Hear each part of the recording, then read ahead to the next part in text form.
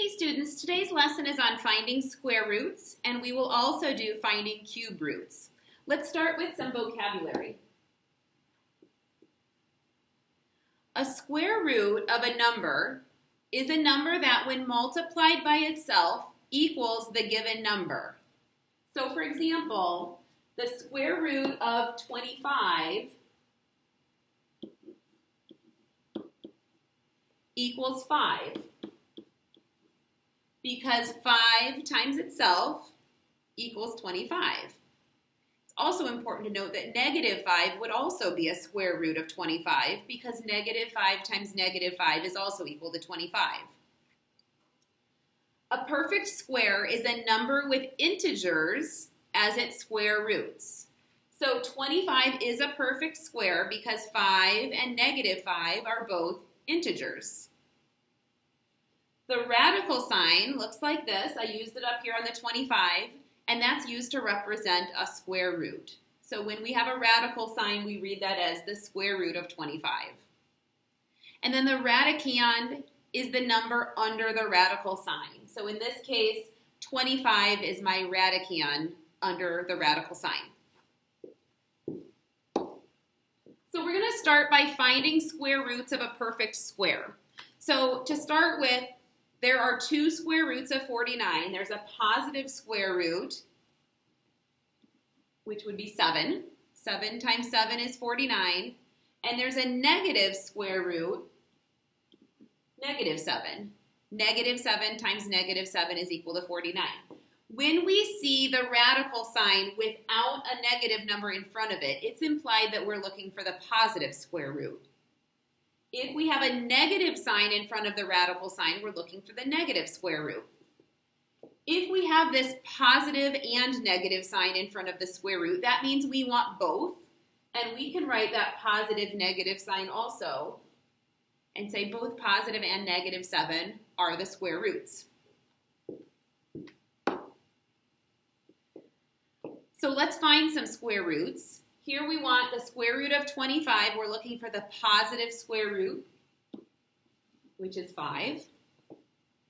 Here we're looking for the negative square root of 16, which is negative 4. Negative 4 times negative 4 is 16. And here we want both the positive and the negative square root of 2.25. So 15 times 15 is 225. So the square root of 2.25 would be 1.5, and we want both the positive and negative. So positive 1.5 and negative 1.5 are both solutions. In example 3, we will evaluate expressions involving square roots. So we're going to treat the radical sign kind of like we would parentheses. We'll evaluate that first and then work out from there. So the square root of 36 is 6. So this expression is simplified to 5 times 6 plus 7. Then we do our multiplication before addition. So that's 30 plus 7, which is 37. Then we have 1/4 plus the square root of 18 over 2. Now, neither 18 nor 2 are perfect squares. So we're going to evaluate what's inside the radical sign first.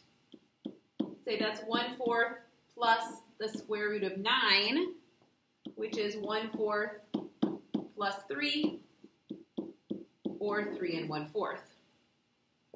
In our next expression, we have the square root of 81 squared.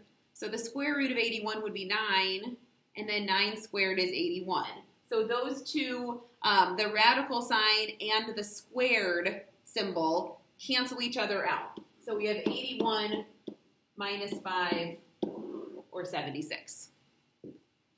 All right, last example with square roots. If we have the area of a crop circle is 45,216 square feet, we want to find the radius of the crop circle. So we know that the area of a circle is pi r squared.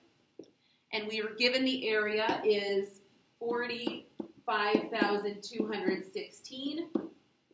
We're told to use 3.14 for pi, so 3.14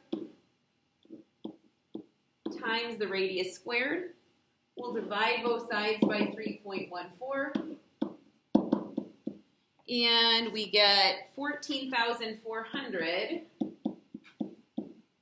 equals r squared. Now 12 times 12 is 144, so that means that r is 120 feet. All right, so try the on your own for squares, but I'm going to go ahead and do cubes as well. So here, let's look at finding cube roots. So the cube root of a number is a number that when multiplied by itself and then multiplied by itself again equals the given number. And a perfect cube is a number that can be written as the cube of an integer. So you have a list of some perfect cubes that you should know. Let's go ahead and try to evaluate some of these. So the cube root of 8 is 2. 2 times 2 times 2 is 8. Notice there's only one cubed root. Negative 2 is not a cubed root of 8 because negative 2 times negative 2 times negative 2 would be negative 8.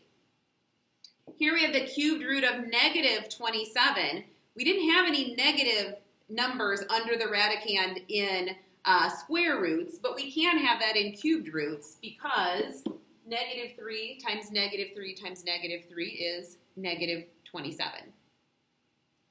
And then here we have the cubed root of 1 over 64. So both 1 and 64 are perfect cubes. So we're just going to take the cubed root of each number. So the cubed root of 1 is 1, and the cubed root of 64 is 4. So 1/4 times 1/4 times 1/4 would be 1 over 64. Okay, so let's evaluate some expressions involving cubic roots. So we'll do these just like we did with square roots. So here we have 2 times the cubed root of negative 216. And once we find that, we'll subtract 3. So the cubed root of negative 216 is negative 6. So we have 2 times negative 6 minus 3. We'll do our multiplication next. Negative 12 minus 3, that's negative 15. And then here we have the cube root of 125 cubed. So again, those two kind of cancel each other out. So we have 125 plus 21, that's 146. All right, last example, let's do a real life application. So here we have this baseball display case in the shape of a cube. Use the formula for volume of a cube to find the edge length. So we know that the volume of a cube is the edge length cubed. That's why it's called a cube.